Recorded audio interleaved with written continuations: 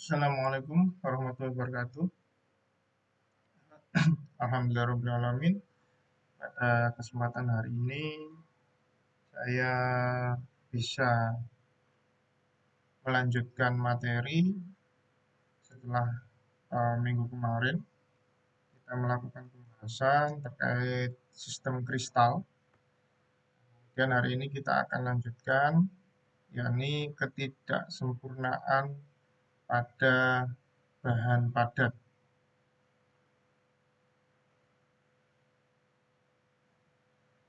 Jadi intinya perkuliahan ini adalah setelah kalian mengetahui jenis dan sifat penggunaan dari material teknik itu sendiri, khususnya berkaitan dengan teknik mesin, maka pada kali ini yang kita bahas yakni ketidaksempurnaan benda padat, di mana tujuannya adalah supaya kalian bisa menjelaskan bagaimana ketidaksempurnaan bahan itu dapat terjadi, kemudian sebabnya apa ketidaksempurnaan bahan tersebut. Oke, yang kita bahas pertama kali yakni cacat titik pada sebuah kristal. Jadi kalau kita amati pada gambar berikut, jadi ini adalah sebuah cacat yang bisa terjadi pada sebuah sistem kristal. Nah, di mana di sini ada dua cacat, yakni yang pertama adalah cacat vakansi. Ini adalah cacat vakansi. Yang kedua adalah cacat self interstitial, di mana pada cacat vakansi ini dia terjadi kekosongan sisi kisi, yakni sisi yang seharusnya ditempati atom. Jadi kalau kita lihat pada gambar, di sini ada sisi yang kosong. Ini kan kosong, nggak ada diisi atom. Harusnya kan dia diisi atom seperti yang lain. Kayak gini kan, dia kan ada ini kosong, tidak ada atom.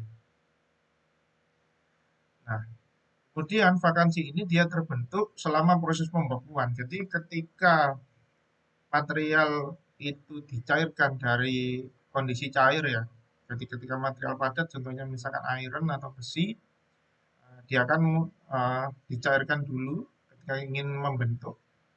Kemudian ketika kita merubah dari liquid atau dari cairan menjadi sebuah bentuk padatan, nah proses pembekuan untuk menjadi padatan ini terkadang timbul cacat pada kristal.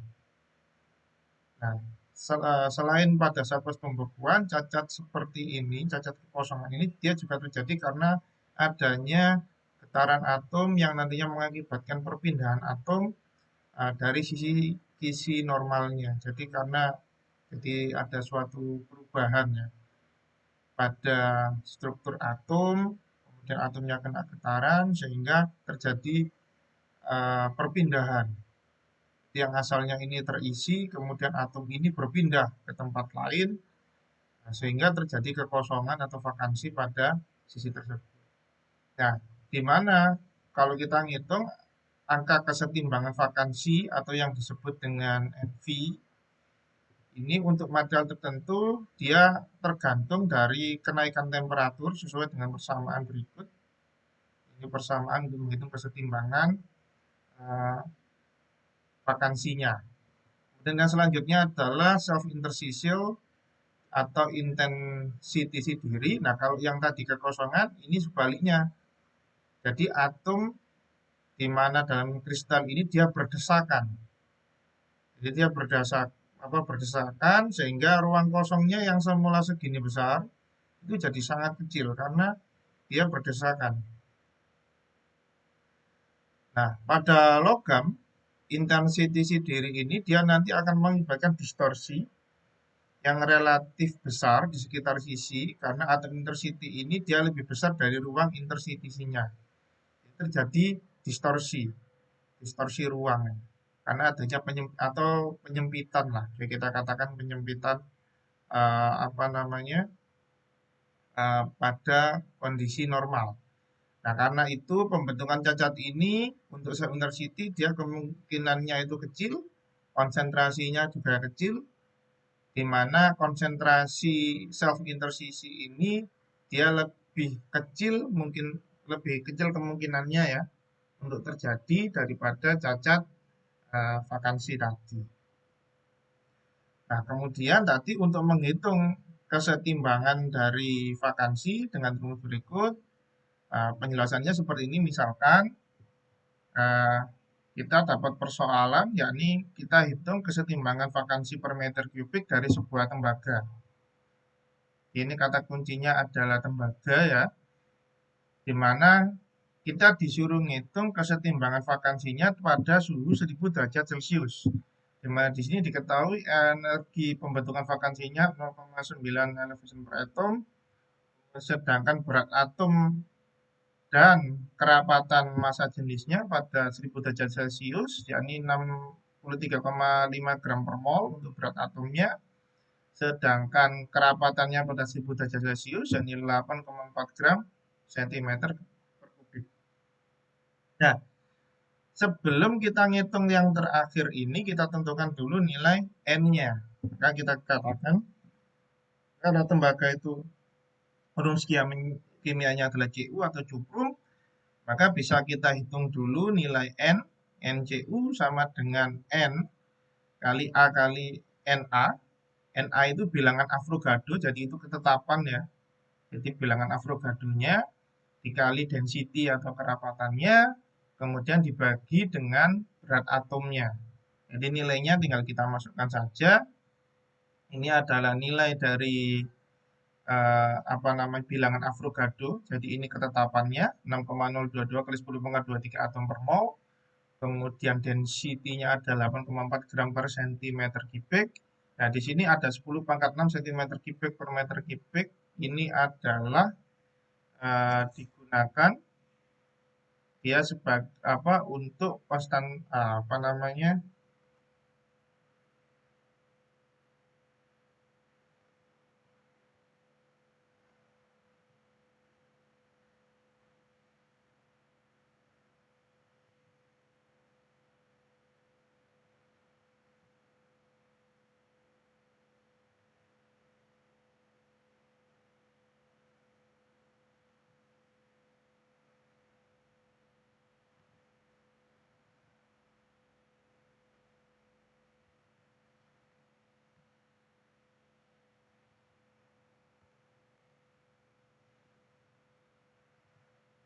Baik,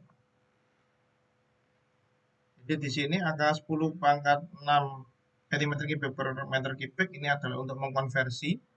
Jadi kalau kalian mendapatkan persoalan yang sama, ya tinggal dikonversi saja dari bilangan Avogadro ini, kemudian dibagi dengan 63,5.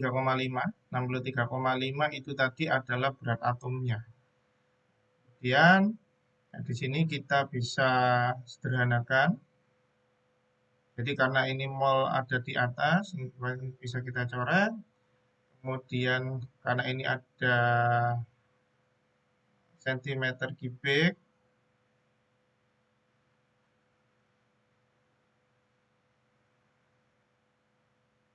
jadi di sini gram bisa kita coret juga. Kemudian sentimeter kubik ini ada di bawah, sentimeter kubik yang ini ada di atas, ya pembilang dan penyebut bisa kita coret juga. Sehingga tersisa satuannya adalah atom per meter kubik. Jadi kalau kalian bingung, di ini ya bisa kita sederhanakan seperti ini. Satuannya ya kan atom per mol dikali dengan gram per centimeter kubik. Ini kan satuannya sentimeter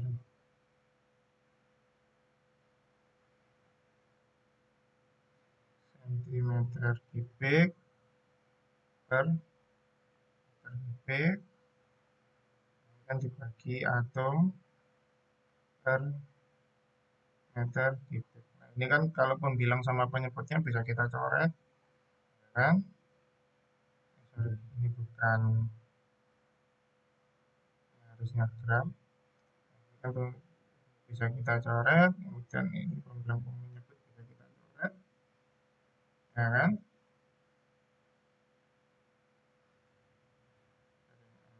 Oke.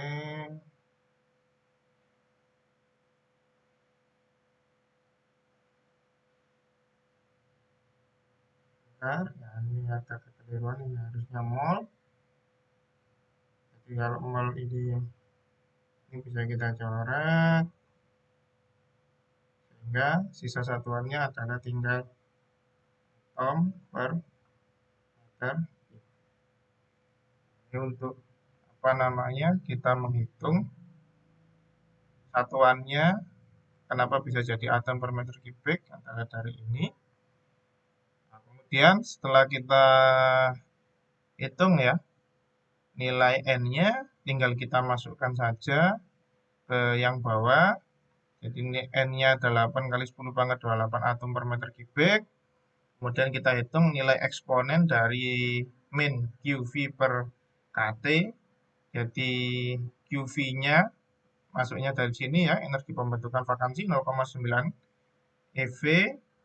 Kemudian dibagi dengan nilai K. Ini adalah konstanta tadi. Jadi nilainya adalah ini, konstanta Boltzmann. Jadi sekitar 8,62 kali 10 pangkat min 5 EV kali per K, apa per K. Per K ini Kelvin ya. Kemudian, nah di sini bisa kita lihat tadi kan kita harus ngitung pada suhu 1000 derajat Celcius.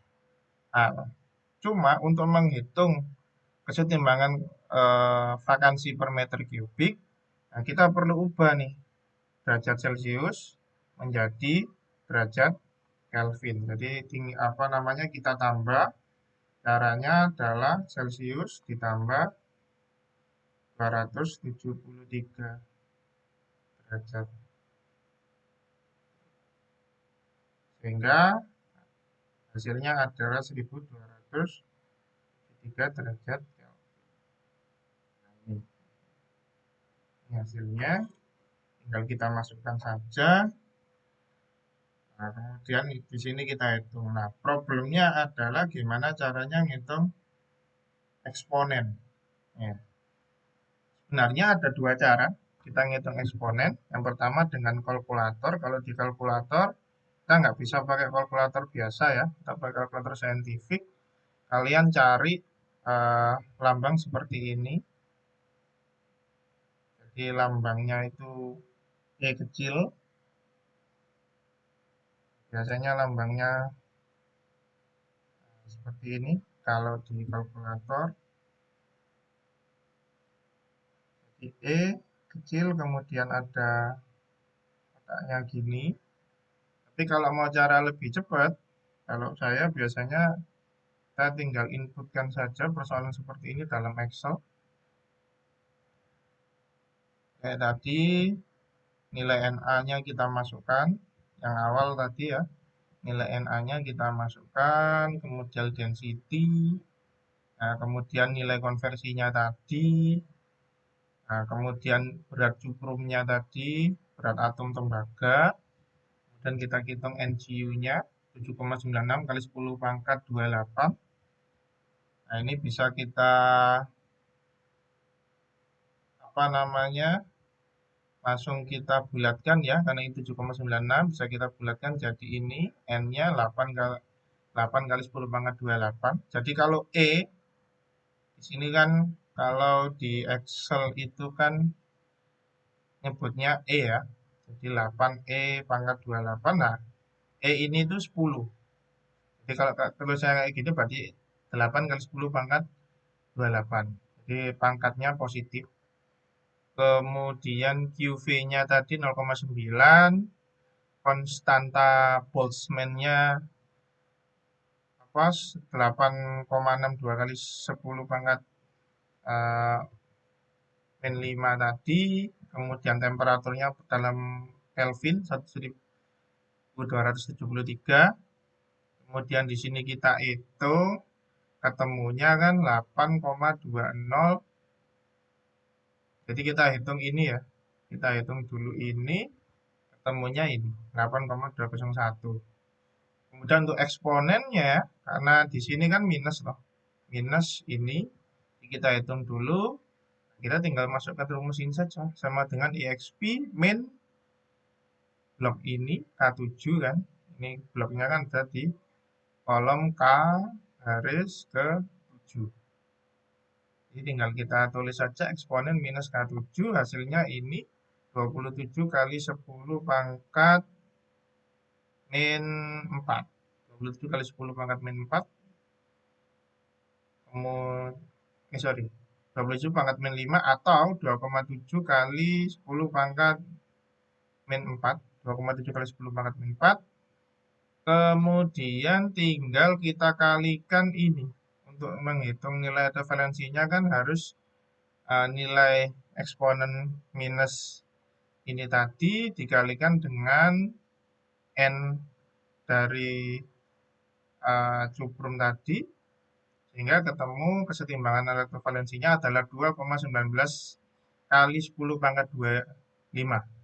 Nah, di sini karena 2,19, maka bisa kita bulatkan ke atas menjadi 2,2 kali 10 pangkat 25 vakansi per meter kubik. Oke, itu. Yang selanjutnya, impurity dari bahan padat. Jadi kalau kita ngomong bahasa Inggris ya, purity itu kemurnian. Jadi impurity kalau kita artikan secara langsung, secara harfiah, yakni ketidakmurnian. Jadi ketidakmurnian ini adalah kehadiran dari atom asing yang hadir pada sebuah material. Jadi ini adalah impurity-nya. Jadi ada yang interstitial dan substitutional impurity. Jadi intinya ada sebuah atom asing yang hadir. Karena logam murni itu yang hanya terdiri dari satu jenis atom itu tidak mungkin. Jadi pasti ada impurity-nya di dalam sebuah logam murni. Tidak mungkin logam 100% dia terdiri dari satu jenis atom, itu sangat tidak mungkin realitanya. Jadi impurity ini kalau misalkan dibiarkan nantinya bisa menyebabkan cacat titik pada kristal, di mana ada paduan atom impurity ini dia sengaja ditambahkan. Tujuannya adalah untuk mendapatkan karakteristik tertentu pada material, misalkan untuk meningkatkan kekuatan mekanik maupun ketahanan korosi. Ada juga impurity yang sifatnya malah merugikan. Contohnya misalkan impurity ketika terjadi sebuah cacat korosif misalkan. Itu kan apa namanya, atomnya malah merusak ikatan dari atom. Jadi impurity ini ada dua tujuan. Jadi ada yang memang tujuannya adalah itu tadi, sengaja ditambahkan, tujuannya untuk mendapatkan karakteristik atau sifat tertentu yang kita kehendaki dalam logam murni. Ada juga yang memang tidak sengaja sehingga menyebabkan logam itu rusak, contohnya pada korosi. Misalkan di sini adalah perak sterling, paduannya 92,5% perak dan ada tembaganya 7,5%. Jadi perak yang ditambahkan tembaga ini tujuannya adalah menaikkan kekuatan mekaniknya secara signifikan. Jadi kalau kita ketahui ya, perak, emas atau logam mulia, kalau misalkan dibuat pure 100% emas atau 100% perak, problemnya adalah dia sangat mudah terdeformasi. Karena dia secara secara umum ya dia itu lembek. Jadi dibengkokkan gampang. Makanya kalau kalian lihat orang zaman dulu mau nyari kemurnian sebuah emas itu dengan cara digigit. Jadi kalau gigitannya itu sampai bekasnya itu mudah, cara kasar ngono gamon gitu. Nah, itu berarti kadar karatnya bagus, tapi tambah alot masih kuwi. Nah, itu berarti dia sudah nggak murni lagi. Karena strength point-nya atau kekerasannya dia sudah meningkat. Jadi caranya dengan digigit nih. Kalau orang zaman dulu ya. Jadi, untuk membedakan apakah itu emas asli, murni. Nah, karena kan kalau kita ngomong benda berharga kayak emas, perak itu kan purity-nya semakin mendekati 100%, maka harganya semakin mahal. Tapi problemnya kalau kita ngomong yang 100% benar-benar pure, ya itu tadi, dia nggak bisa dibentuk. Sedangkan kalau misalkan kalian pakai itu untuk cincin, ya cincinnya gampang patah, jadi lembek. Kemudian penambahan atom impurity ke logam nantinya juga akan mengakibatkan pembentukan larutan padat atau fase kedua yang baru. Dan ini tergantung nanti pada jenis impurity yang ditambahkan, kemudian konsentrasinya seberapa besar ya larutan yang atau apa namanya material yang ditambahkan, kemudian temperatur ketika proses penambahan logam campuran itu sendiri. Itu juga nanti akan berpengaruh terhadap proses pembentukan larutan padatan. Kemudian yang selanjutnya, jadi larutan padat itu nantinya terbentuk ketika atom solut ditambahkan ke material induk, di mana struktur kristalnya tetap dijaga dan tidak ada struktur baru yang terbentuk. Jadi analoginya, bisa dianalogikan ketika misalkan air kita dicampur dengan alkohol, yang nantinya bisa menghasilkan larutan cair ketika molekulnya bercampur dengan komposisinya itu homogen. Nah, selanjutnya, larutan padat ini nantinya juga akan punya komposisi homogen dan atom impuritas yang tersebar secara acak dan seragam di dalam sebuah padatan. Nah, cacat titik impuritas ini dia dijumpai dalam dua jenis yang saya jelaskan tadi. Jadi ada yang substitusi dan ada juga yang interstisi. Jadi kalau yang ini kan gambar hitam putihnya ya, kalau kayak gini jadi ada yang substitusi kayak gini ya. Jadi dia beda sendiri. Oh, ada yang impurity kecil. Nah, ada beberapa ciri atom pelarut dan solut yang nantinya akan menentukan derajat kelarutan dari atom solut pada atom pelarut. Yang pertama adalah faktor ukuran atom.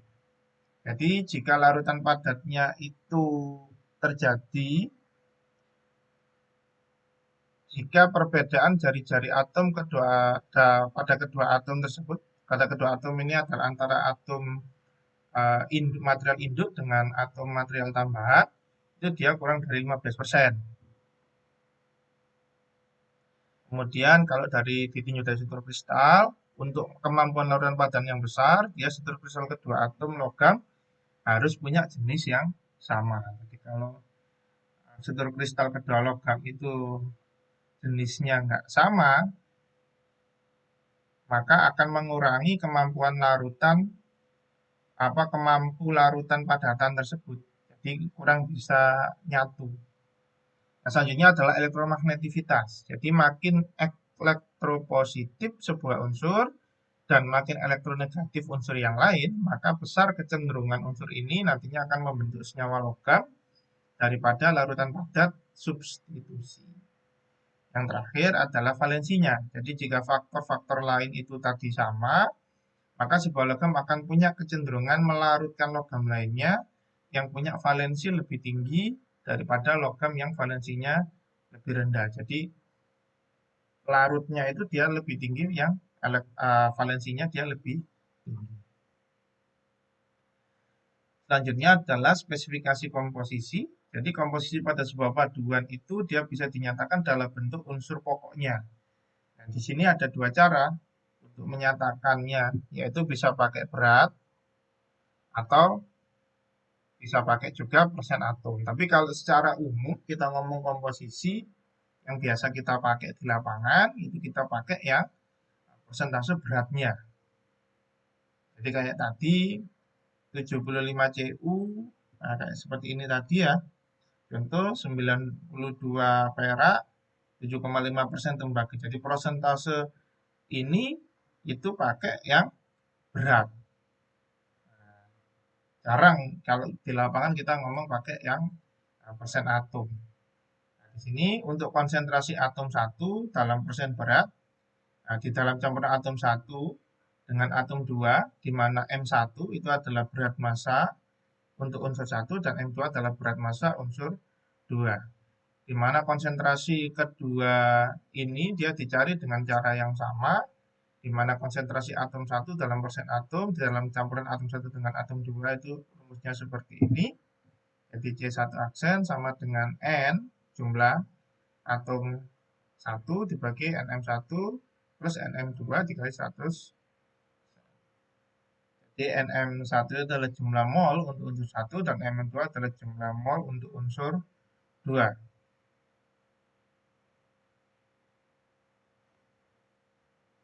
Oke, selanjutnya adalah ketidaksempurnaan yang lain. Yang pertama adalah dislokasi cacat linier. Jadi dislokasi ini adalah cacat linier atau satu dimensi, di mana di dekatnya beberapa atom tidak segaris.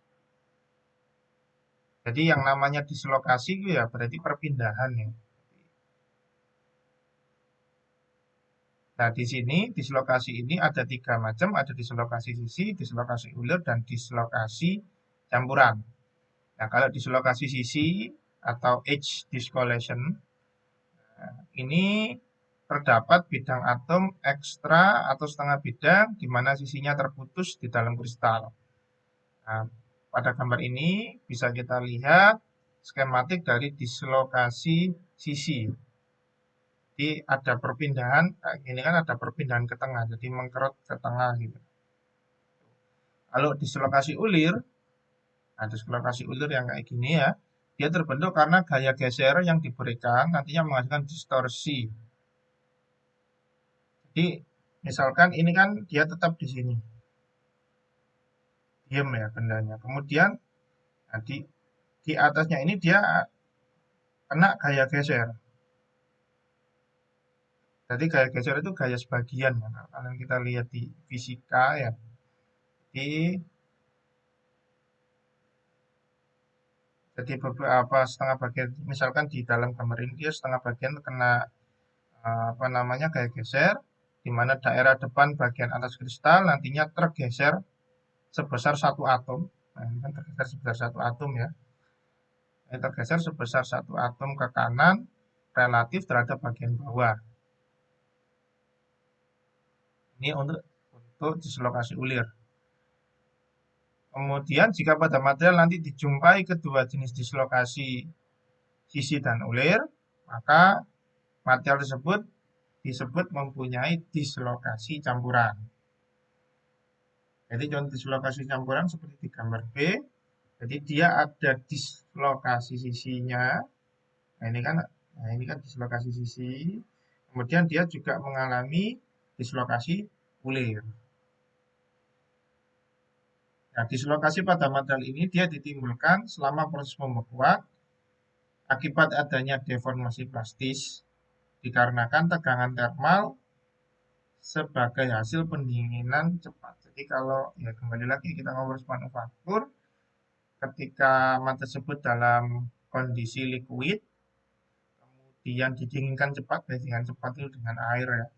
Jadi dari posisi panas, misalkan di larutannya, contohnya misalkan di 1300. Kemudian kita mulai cetak, biasanya dia mulai padat itu di angka 900 sampai 800-an. Dan kalau kita dinginkan cepat sampai ke suhu normal, dia kan nggak akan berubah di sekitar 100. Dinginkan cepat dari 900-an ke 100, maka di situ bisa terjadi dislokasi. Itu akan apa namanya nanti akan kalian pelajari di proses manufaktur. Ketika proses pendinginan cepat, itu bisa terjadi.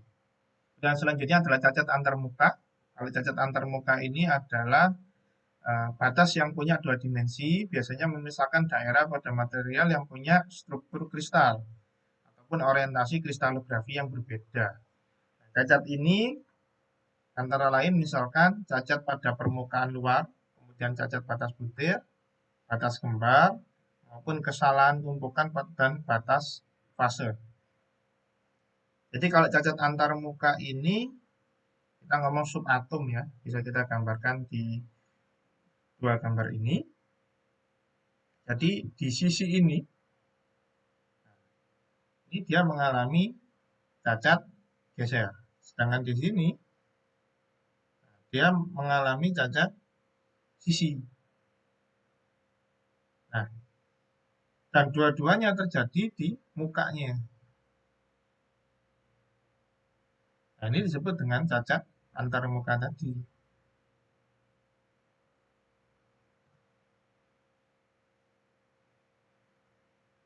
Selanjutnya adalah baik, yang selanjutnya adalah cacat pada permukaan luar. Jadi satu dari batas yang paling jelas itu dia adalah permukaan luar atau di bagian eksternal. Di mana hal ini itu adalah akhir dari struktur kristal karena dia di bagian luarnya ya. Di struktur kita itu kan sudah berakhir di bagian luarnya. Kemudian atom-atom permukaan ini dia tidak terikat ke semua atom terdekat, karenanya akan punya tingkat energi yang lebih tinggi daripada atom-atom di bagian dalam. Selanjutnya, ikatan atom permukaan ini yang tak terpenuhi nantinya akan memberikan kenaikan energi permukaan yang dinyatakan dalam satuan energi persatuan luas, yakni Joule per meter persegi, di mana hal ini nantinya untuk menurunkan energinya, maka material ini jika memungkinkan nanti cenderung meminimalkan luas permukaan totalnya. Selanjutnya ketidaksempurnaan yang lain, yakni ketidaksempurnaan pada batas butir, di mana pada batas butir ini dia nantinya memisahkan dua butir atau kristal yang punya orientasi kristalografi yang berbeda pada material polikristal, di mana batas butir ini dia secara sistematik seperti ini terjadinya. Nah, ini ketidaksempurnaan batas butir. Nah, di sini kan ada sudut yang misalignment. Jadi maksudnya misalignment itu dia enggak sudutnya itu tidak sejajar. Ini juga di sini adalah high angle grain boundary atau batas butir pada sudut yang tinggi, yang ini pada sudut yang rendah. Nah, di dalam batas butir ini nantinya akan terdapat atom yang tak bersesuaian atau disebut dengan angle of misalignment pada daerah transisi. Kemudian dari orientasi butir satu ke butir yang lain di dekatnya. Jadi bisa terjadi misalignment pada ketidaksempurnaan batas butir.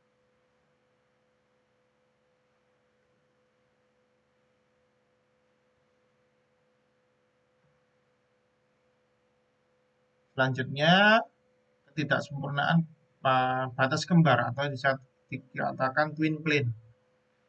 Jadi di ketidaksempurnaan batas kembar ini, batas butir tipe khusus di mana terdapat simetri isi cermin kayak gini. Simetri isi cermin, yakni atom-atom pada sebuah sisi batas berada pada posisi cermin dari atom-atom pada sisi yang lain.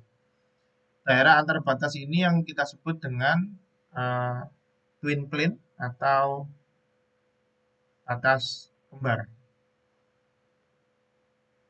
Yang selanjutnya adalah sifat mekanik logam.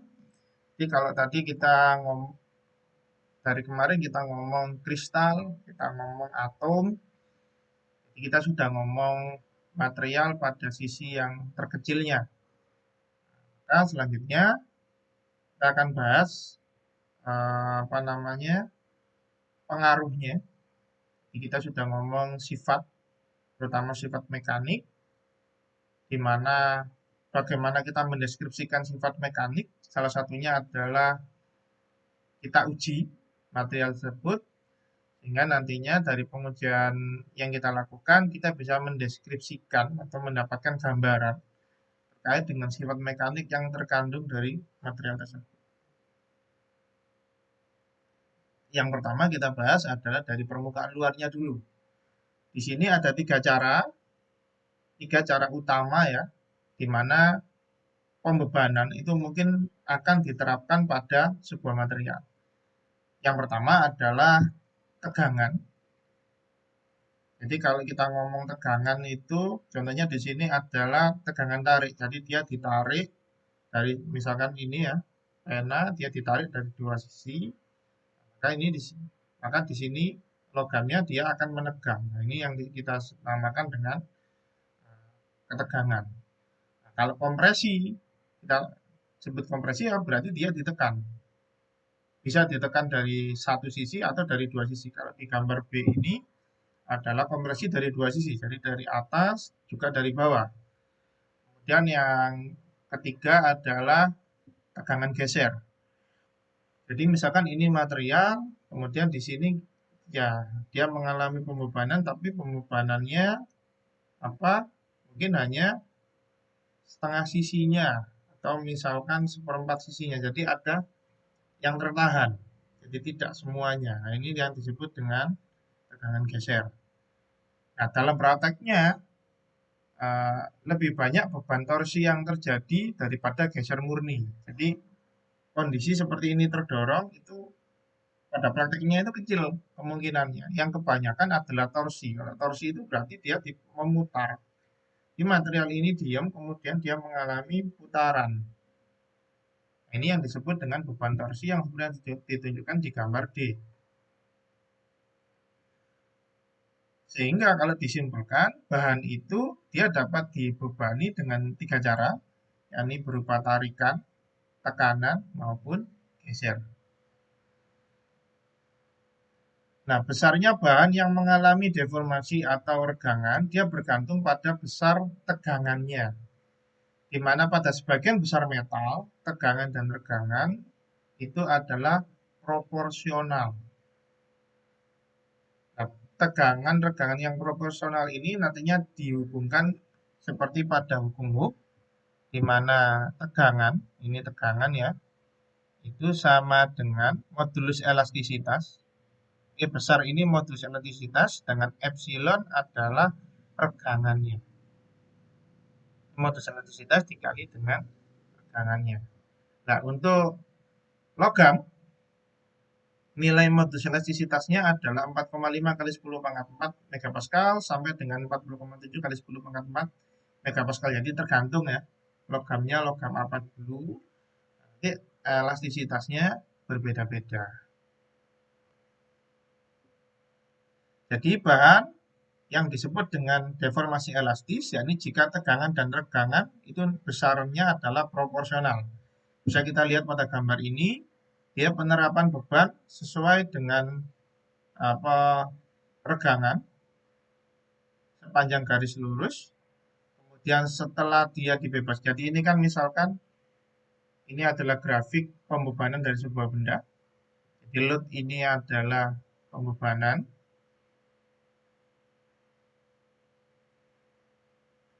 Kemudian unload ini pelepasan beban.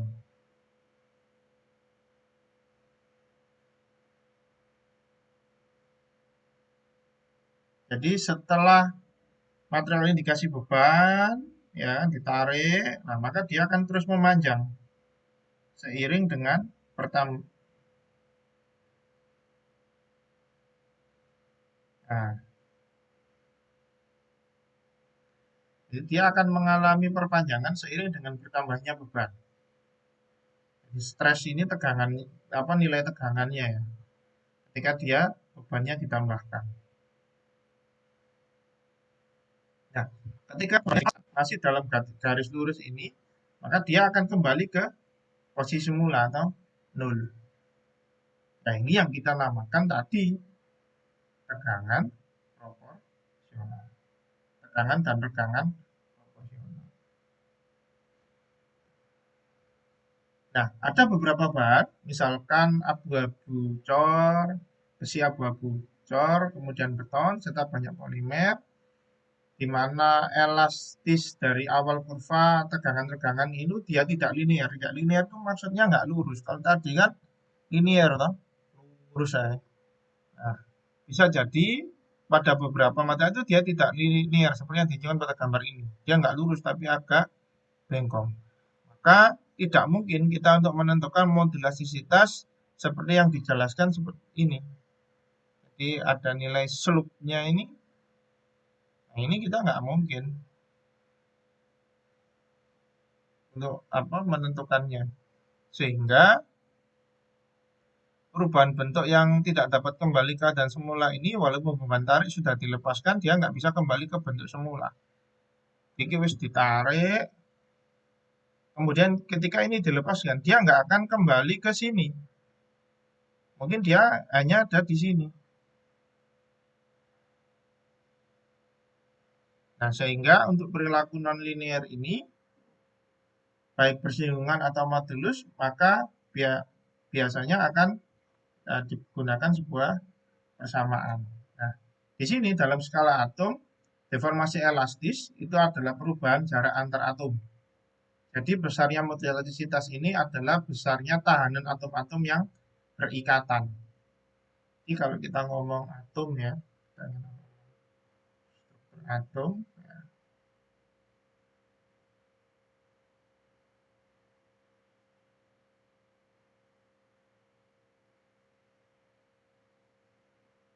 kalau kita ngomong struktur atom ini, berarti modulasitas itu dia besarnya ini, tahanan ikatannya ini, lengan-lengannya ini.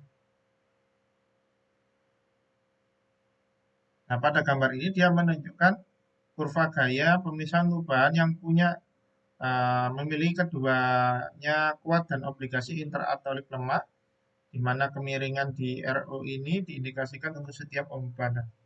Jadi ini adalah material yang modulus elastisitasnya rendah, yang ini modulus elastisitasnya tinggi.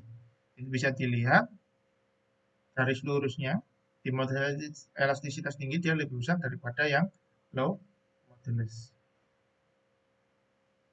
Sedangkan pada beban geser, tegangan dan regangan itu bisa dihubungkan dengan persamaan ini.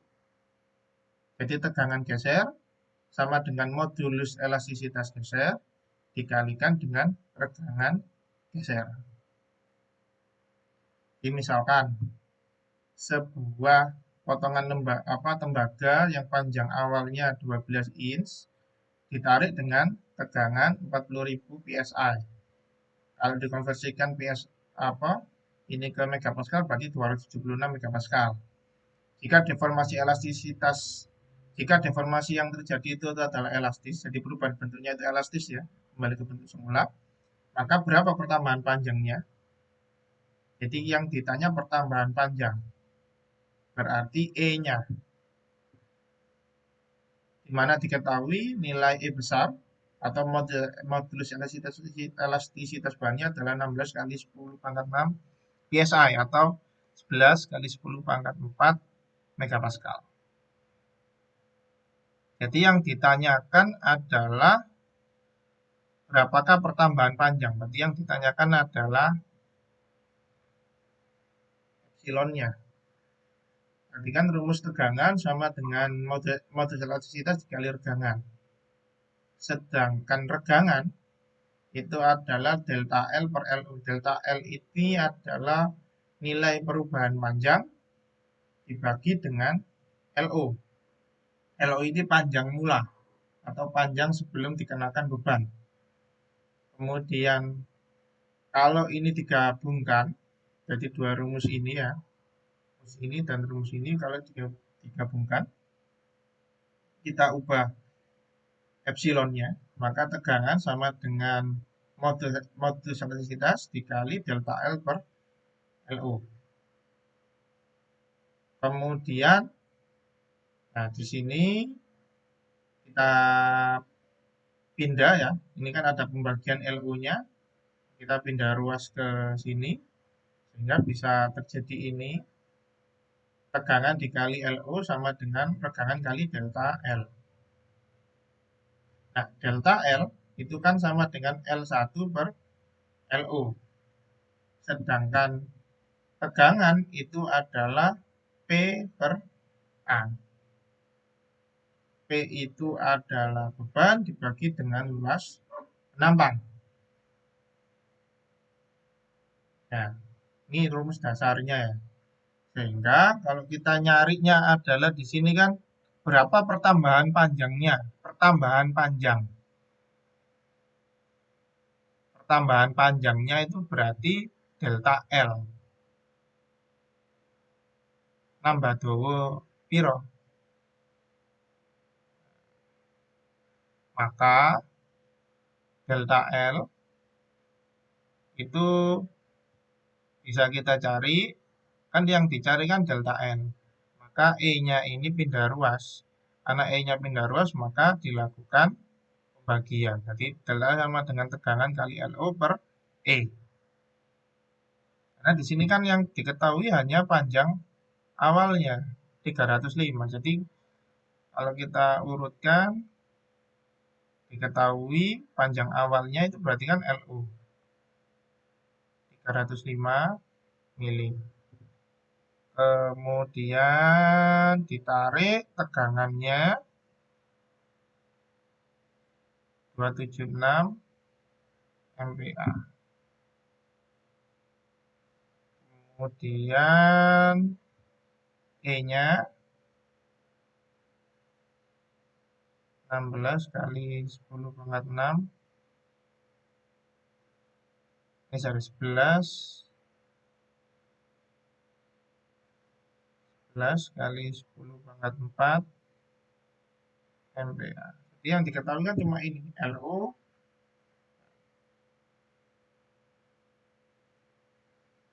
tegangan sama E.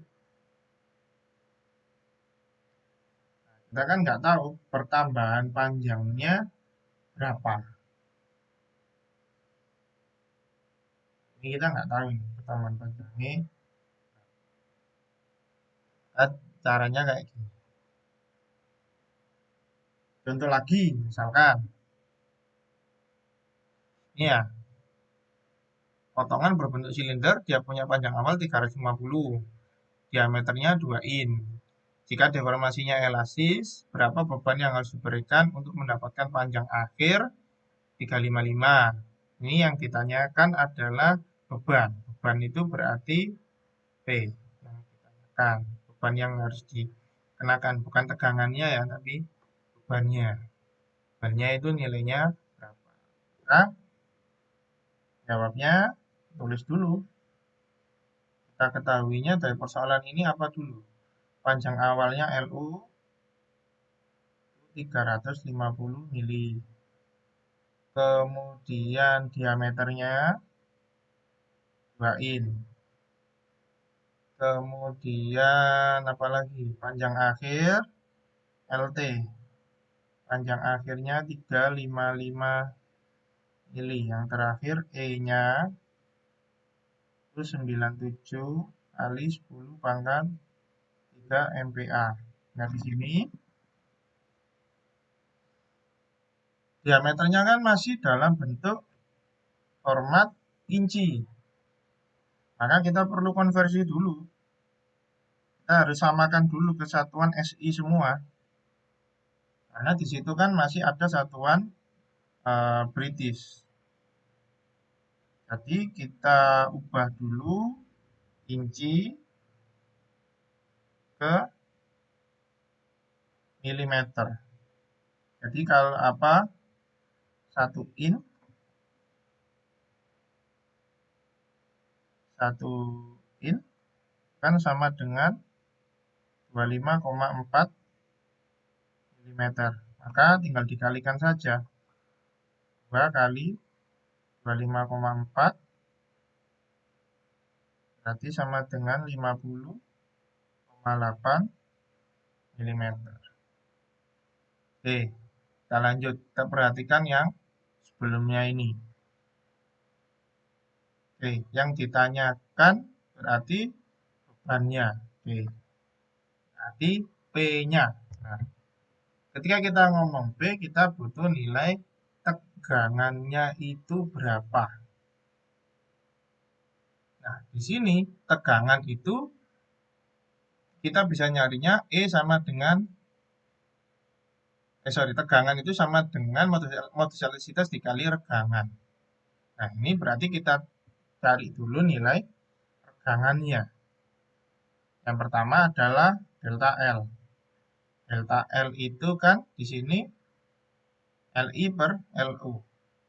Atau yang di sini kalau saya katakan LT tadi, ya kan. Jadi LI per LO. itu sama dengan 355 dikurangi 350 mili. Ini sama dengan 5 mili. Delta L-nya. Maka regangannya sama dengan 5 mili per LO-nya tadi 350 mili. Coret-coret. Maka 5 per 350. 0,014. Jadi nilai regangannya 0,014. Itu nilai regangannya. Kemudian selanjutnya untuk ngitung tegangan kan berarti dikali epsilon. Maka ininya kan berarti tadi 97 kali 10 pangkat 3 kali 0,014.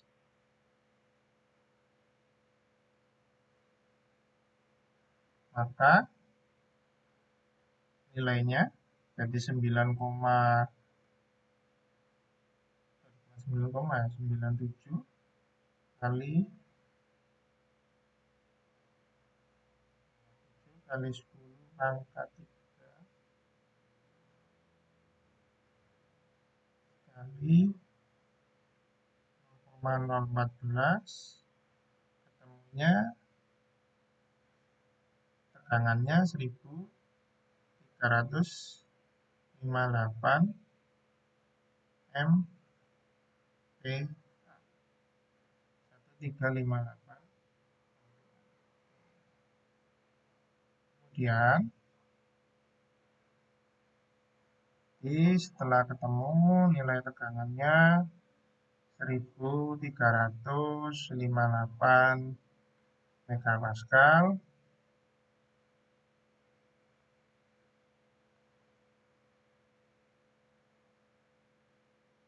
Oke, selanjutnya kan tegangan sama dengan P per A. Tegangannya kan tadi ketemu kan 1358 sama dengan P per A-nya tadi ketemu 50,8.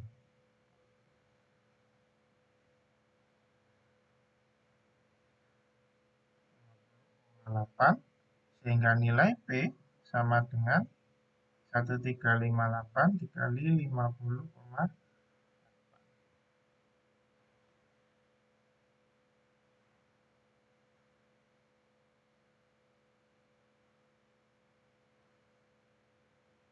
Sehingga nilai P-nya adalah 68.986,4.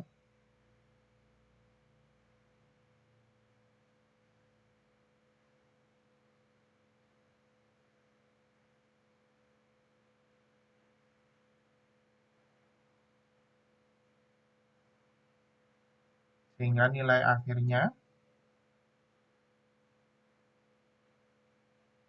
68.986,4 mega. Oke, jadi itu ya gimana cara kita nyari nilai tegangan jika diketahui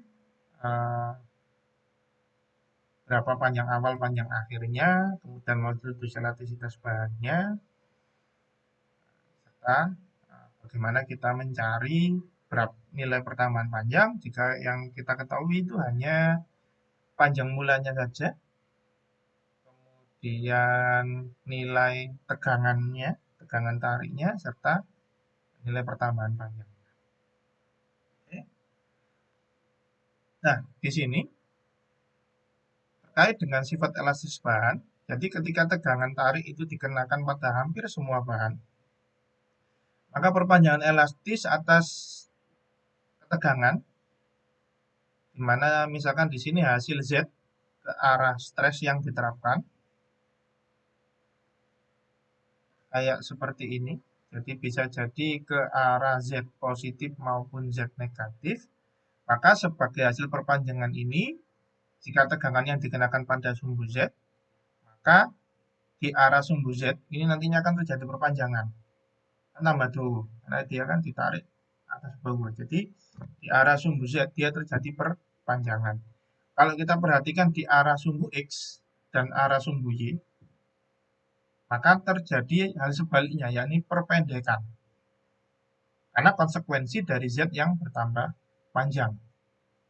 Maka perbandingan antara regangan tegak lurus terhadap dengan regangan aksial, ini yang nanti kita sebut dengan V atau Poisson ratio.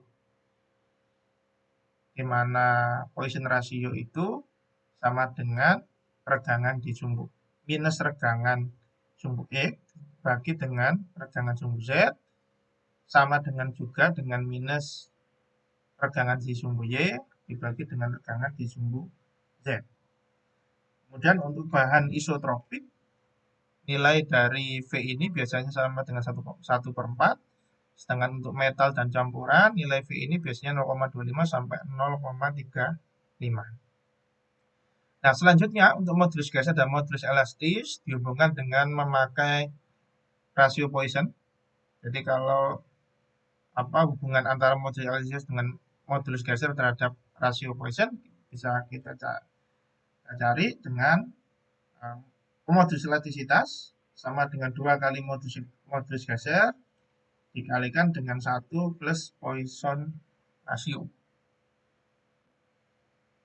Ini adalah beberapa contoh nilai modulus elastisitas, modulus geser, Poisson rasio dari beberapa bahan maupun paduan logam.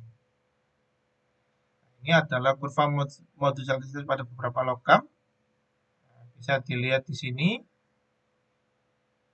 pada temperatur 200 derajat Celcius, tungsten itu dia punya nilai modulus elastisitas yang lebih besar daripada baja dan aluminium. Namun seiring dengan bertambahnya suhu, modulus elastisitas di 3 material ini dia tambah turun. Apalagi yang aluminium. Modulus elastisitasnya tambah terjun bebas, tambah turun.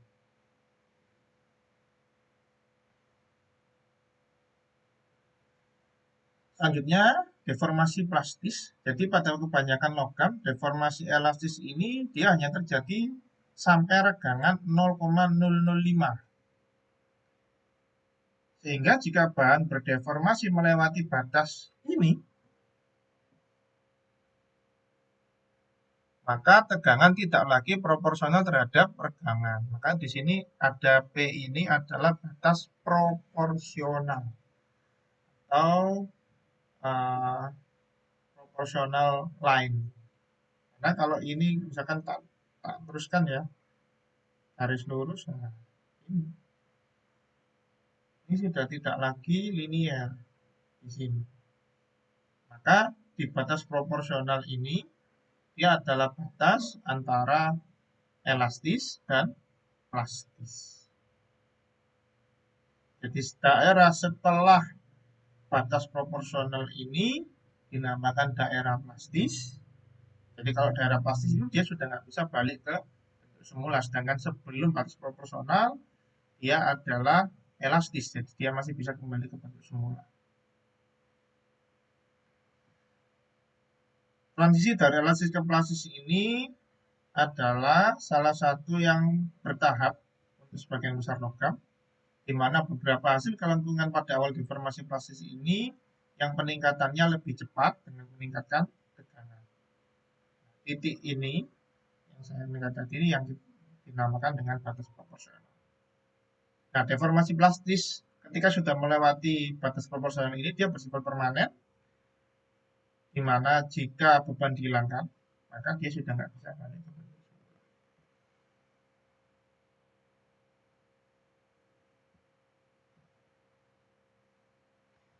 Oke.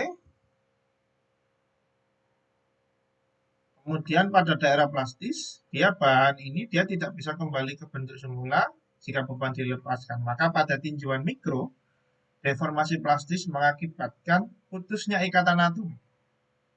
Jadi karena tadi ya, kita ngomong lagi di atom ya, kita ngomong atom,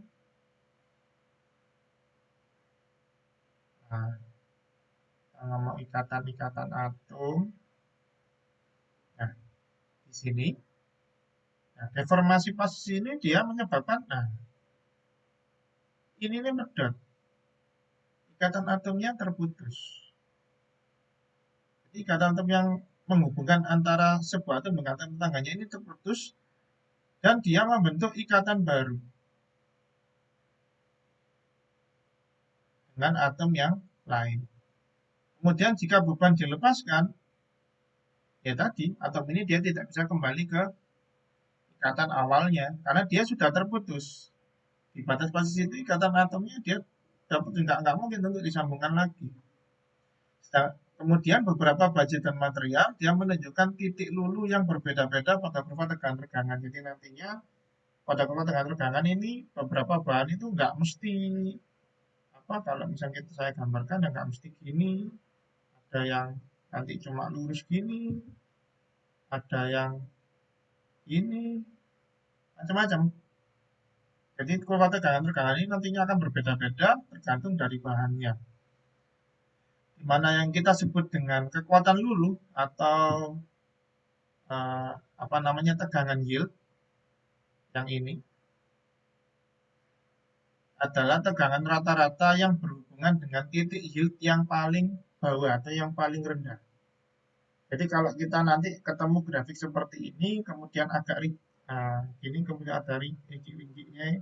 Nah, untuk menentukan tegangan yieldnya kita ambil yang ini, tegangan yield point yang paling bawah. Kita nanti berhadapan dengan grafik tegangan.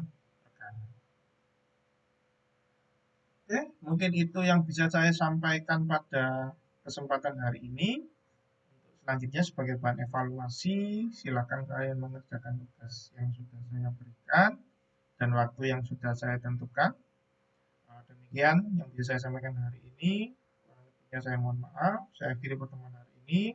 Assalamualaikum warahmatullahi wabarakatuh.